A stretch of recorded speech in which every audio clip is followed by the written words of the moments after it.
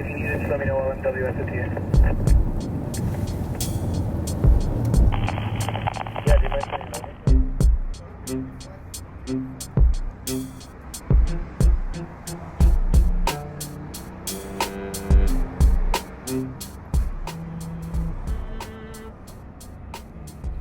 I think race plays a huge role in policing. It was the first question I was asked. It was the very first question I was asked when I was appointed to be the chief of police.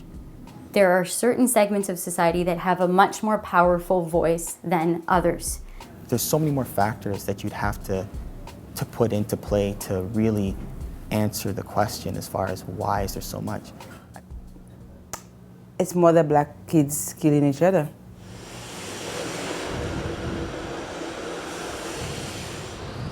Why does this disproportion exist? And there are many nuanced explanations. I want to acknowledge right up front, it is a possibility that some portion of that disproportion is bias related, that racial profiling can affect our decision making. And it's why we've worked so hard to make sure that we've got good policy, good procedures, good training. If you don't acknowledge the possibility of bias, you can't address it. And we've acknowledged it, and we are trying very hard to address it in our organization. Certainly, I mean, they must have some kind of stats that prove that there is more prominent crime amongst black folks than there are any others. I can't think of any other reasoning for that. Going into those priority communities where the greatest level of victimization is taking place, quite often those communities have experienced higher levels of poverty. They have more unemployment.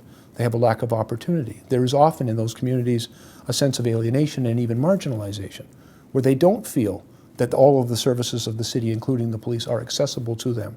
But in going into those communities, we often find that in addition to all of those other social and economic conditions, those are racialized communities. So the people in there may be disproportionately of a particular ethnocultural group or a particular racial group. And so our interactions in those neighborhoods really can't be measured in the context of the whole city, in my opinion, but have to be looked rather specifically at what neighborhood we're in and why we're there. And then I'll just park and meet you guys in the north stairwell. Sure. And we'll go across. Who's going up and who's staying down? When we speak to some people, they get the perception that we're not there for them, that we're picking on them. The problem is this is a neighborhood where we should be. We've had some serious violent crimes recently. We should be here to make it safe for everybody. But just the fact that we're there, we come in with 16 or 14 officers speaking to everybody, some of the people think we're picking on them. Or we're just picking on them because it's that particular neighborhood. And I don't know how we're going to get over that hurdle. I mean, the truth is we should be in this neighborhood. Police come up on me out of nowhere for what? Just to ask me, what's your name? What's your number? Where do you live? Do you have any ID on you? As soon as you say no, they start harassing you. A police officer, your job is to police the streets, to serve and protect. I was always on the illusion that one could walk freely in one city without being hassled, no matter what age you are.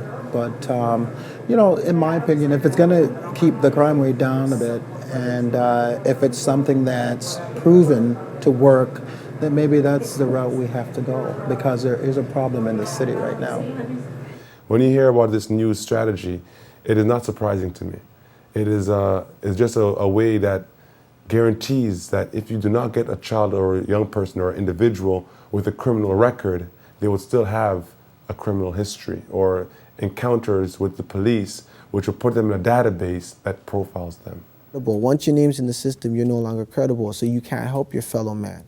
And the reason why you target blacks is because it's the easiest to target. It's much bigger than just wondering why the police and the community, there's so much contacts between blacks as opposed to browns or whites. I'd like to, for someone to actually dig deeper and look at from a youth perspective as far as why are they even in the situation that they're in and how can we help them.